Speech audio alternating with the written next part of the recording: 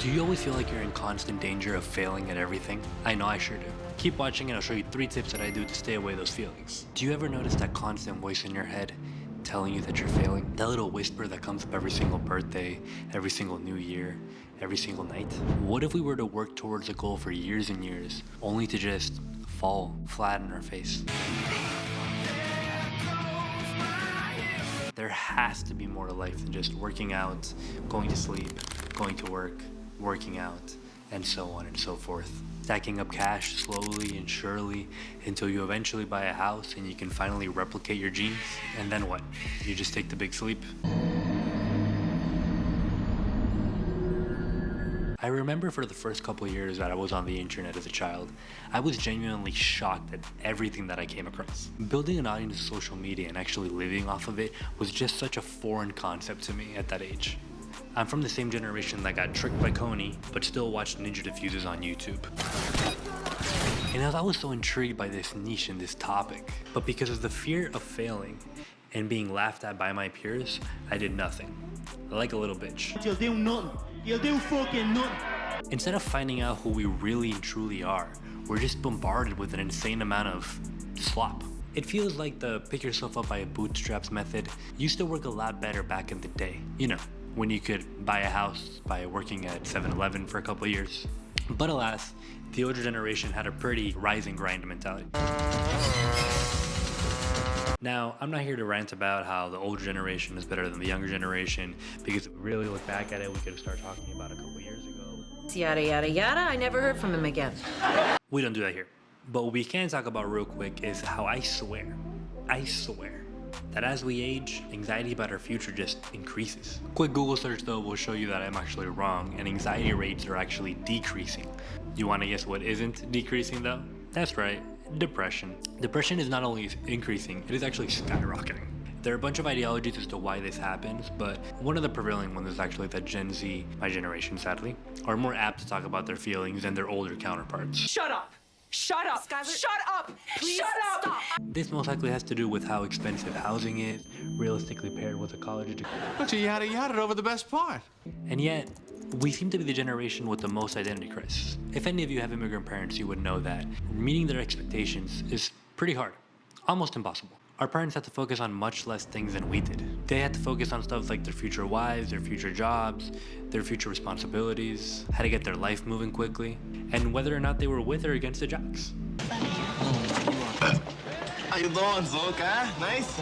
Golden combs. Hi, Miss, how are you? But now, we're supposed to go to school, learn about Roman history, while we're getting notifications on our watch, our phone, and lurking our Insta crush to see if she's going out with that guy or not. Then we go home, and instead of having a nice, classical American dinner with the family and the boys, we're one AirPod in while we're watching Jake Paul fuck up Mike Tyson for some reason. Why did I watch that? And I can bet you that someone is living this exact life right now. I mean, Jesus, even while I typed this script out, I had an iPad next to me, my iPhone, a Diet Coke, water, and Spotify running, and even just a little lit candle, so I can get a little bit of that extra stim in. My point is, it's really easy to lose yourself in this day and age. If you never find out who you are always destined to fail. Life is so much better than just becoming a nihilist. Man, they were nihilists, man. Huh? They kept saying they believe in nothing. That being said, life has become increasingly complicated. Unless you live in a farmland somewhere, there's no such thing anymore as going to your neighbor's farm and picking up a dozen fresh eggs. Now, you have to buy them from some lady named Publix, who probably gets her eggs from underprivileged chickens that were raised in sweatshops. And the thing is, comparison is the thief of joy.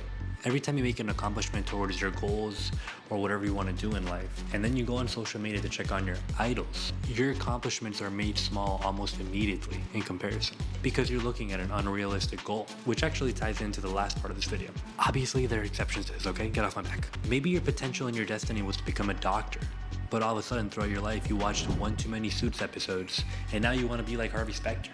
But then, when you were in law school, you saw Kendrick Lamar in Madison Square Garden.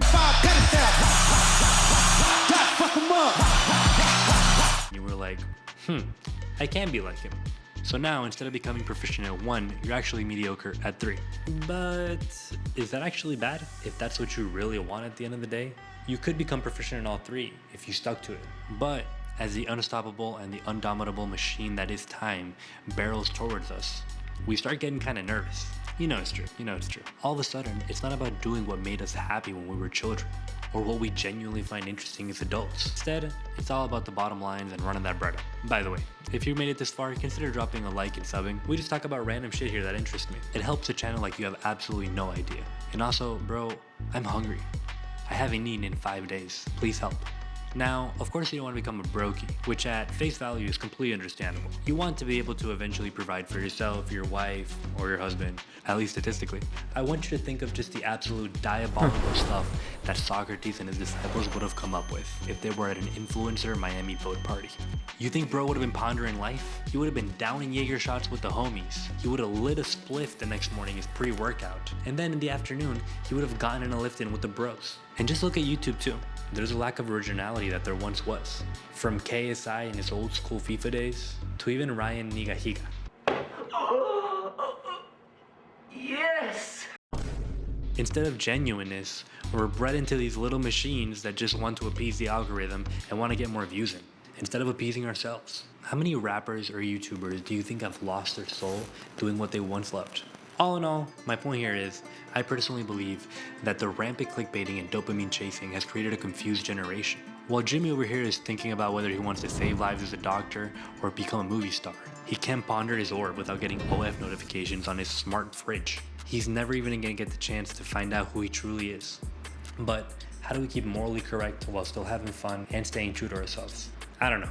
They've been debating this shit for like a millennia, but here's my go at it. Staying true to yourself is the only way to make sure you'll never fail. Trying to navigate life in a healthy mind space right now is almost as impossible as asking a politician to be under the age of 70. It's pretty fucking hard. If people as important as Seneca were struggling with staying true to themselves back then, what hope do we have? Now, if you want to actually feel like you're proactively trying to stay true to yourself as you progress through life, here are 4 tips I can give you. Journaling. Write down what you are and who you think you are.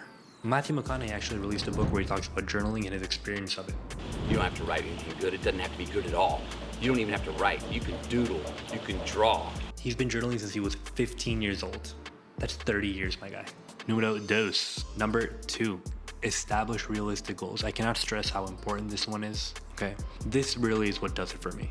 You will never fail if you actually set realistic goals for yourself. Just be honest with yourself. You want to start a snowball approach towards your success. If you haven't broken 100 views on a video, try to focus on breaking 50 first. If you create realistic goals for yourself and small and short-term goals, you will never be able to fail. You will always see consistent gains. It's not about becoming 100% better in a day. It's about becoming 1% better every day. Number 3 is exercise. They don't know me, son. Get it! 18! They don't know me, son. You don't have to be the next Master Chief or David Lade, but do something that pushes you. And only you. I personally recommend everyone to participate in at least one amateur MMA fight because, I'm just kidding. Number 3, put yourself in a position to succeed. Be receptive to new information, ideas, opinions, etc. I know so many people that have the potential and the talent to be great, but if they never listen to the people that push them to strive for it, they'll never even get the chance to know. Damn, Ron, come on! What's the matter with you? Tomorrow. Let's do it tomorrow. There is no tomorrow. There is no tomorrow. And at the end of the day, guys, just remember, you only exist in a single point of time, which is right now. Focus on remembering always why you do what you do. Refuse to become a drone NPC and slave yourself away for some numbers. And if you do that, I'm sure that you'll be able to get to the top while staying true to yourself. Peace. I seen me through the process. I don't really want no problems. Niggas ain't got no merit. Niggas ain't got no posture. Round here we keep shit G'd up, kick my feet up out my posse, and deposit, keep it posse.